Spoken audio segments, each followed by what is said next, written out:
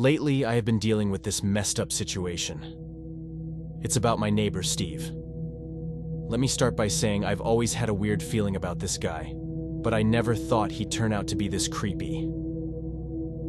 It all started a few months ago when I noticed Steve acting strange. He'd always be outside his house, just staring at mine. I thought maybe he was just bored or something. But then things started getting really creepy. I'd be chilling in my backyard, minding my own business, and I'd catch Steve peering over the fence watching me. It gave me chills. Why is this man so obsessed with what I'm doing? I started feeling super uncomfortable being at home. One night things took a dark turn. I was up late, watching TV in my living room, when I heard a noise coming from outside. It sounded like footsteps, but really quiet, like someone trying to sneak around. My heart began to beat faster as I looked out the window, almost expecting to see Steve sneaking around in the dark. But what I saw was even worse. It was Steve, all right, but he wasn't just wandering around outside. He was straight up creeping around my backyard, hiding in the shadows like some kind of stalker. I couldn't believe it. This guy was actually spying on me. I didn't know what to do. Part of me wanted to confront him right then and there, but another part was scared shitless. I mean, what if he was dangerous? What if he tried to hurt me or something? So I grabbed my phone and started recording. I figured if I had proof about it, I could go to the cops. I watched through the window as Steve sneaked around, completely unaware that I was filming him. And that's when shit really happened. Just as I was about to call the cops, Steve suddenly stopped dead in his tracks and looked right at me. I froze, my blood running cold as he stared straight into the camera. For a moment, it felt like time stood still. And then, without saying a word, Steve turned and ran, disappearing into the darkness faster than I could blink. I didn't sleep that night. I was too freaked out, replaying the whole encounter over and over in my head. I mean, who does that? Who spies on their neighbors like that? It's just not normal. The next day, I was terrified. Steve had run off when he realized I was onto him. But what if he came back? What if he tried something even worse? I knew I had to do something, so I went over to Steve's house to confront him. I knocked on his door and waited for him to answer. And when he finally did, I let him have it. I told him I knew what he'd been up to, how I'd caught him spying on me in the middle of the night. At first, Steve tried to play dumb, but when I showed him the video, his face went pale. He didn't even try to deny it.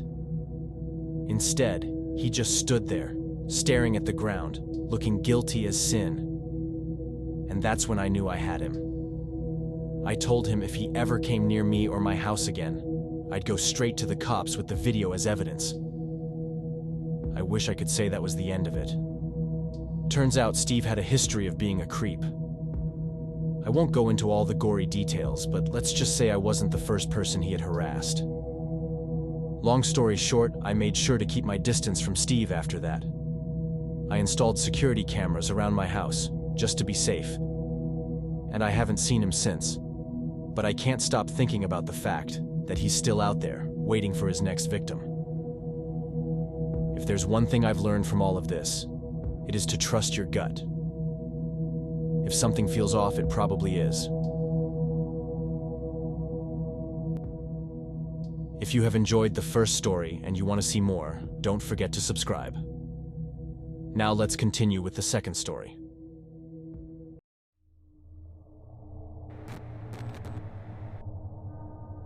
I live in a quiet neighborhood, or at least I thought it was quiet until I met my neighbor.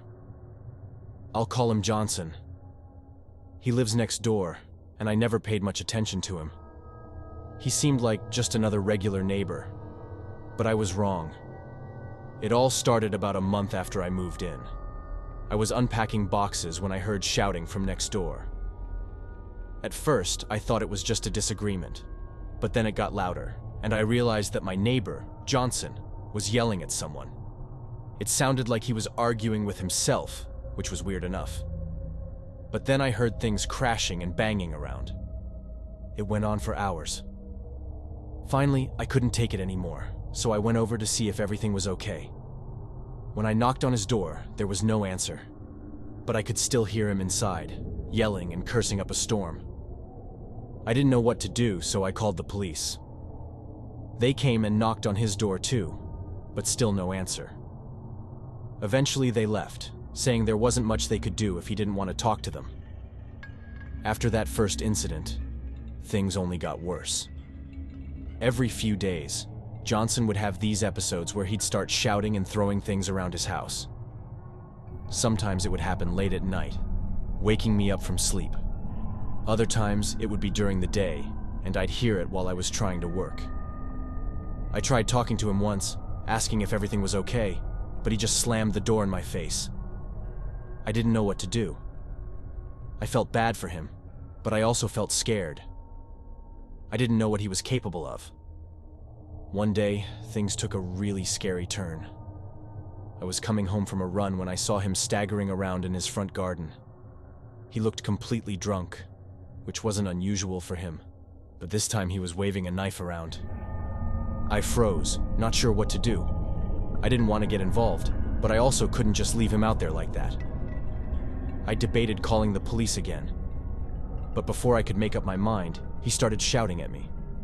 His speech was not very clear, but I could still understand what he was saying. He was accusing me of spying on him, of trying to steal from him. None of it made sense, but he was so angry that I was really scared for my life.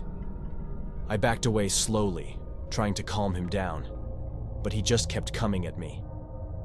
I thought about running, but I didn't want to turn my back on him. So I stood there, frozen and terrified, until he finally tripped and fell to the ground. I took that opportunity to run inside and lock the door behind me. I didn't come out until I was sure he was gone. After that, I was too scared to leave my house.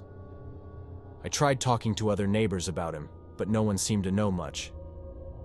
Some said he used to be a nice guy, but that he'd changed after his wife left him. Others said he'd always been a bit off, but he had gotten worse over the years. I don't know what happened to him, and I'm not sure I want to find out. All I know is that I'll never forget the fear I felt. It's a memory that haunts me to this day, and one I hope to never relive again.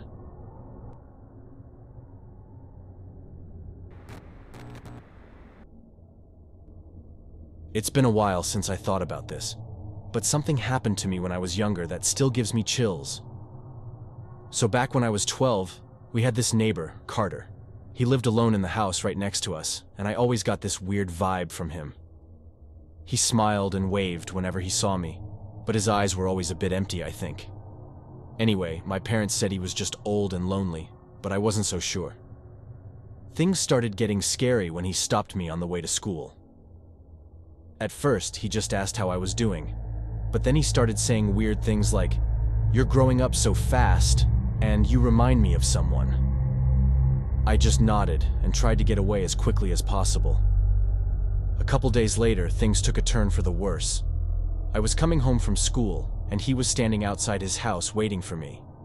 He said he wanted to show me something cool in his basement and that my parents said it was okay. Now, my parents had never said anything like that, so I knew something was up. I tried to back away, but he grabbed my arm and started pulling me towards his house. I was freaking out, screaming for help, but nobody seemed to hear me. Just when I thought I was done already, my neighbor across the street, Mrs. Thompson, came out of her house and started yelling at him. She said she saw everything from her window and was calling the police. Carter let go of me and ran back into his house. Mrs. Thompson took me inside her house and called my parents, who came home from work. They were furious, of course, and called the police themselves. When the cops showed up, they searched Carter's house but didn't find anything suspicious. After that day, my parents made sure I was never alone outside, especially when he was around. Years have passed since then, and I've moved away from that neighborhood. But I still think about that day sometimes. wondering what would have happened if Mrs. Thompson hadn't intervened. And I can't help but wonder if Carter ever tried something like that again with another kid.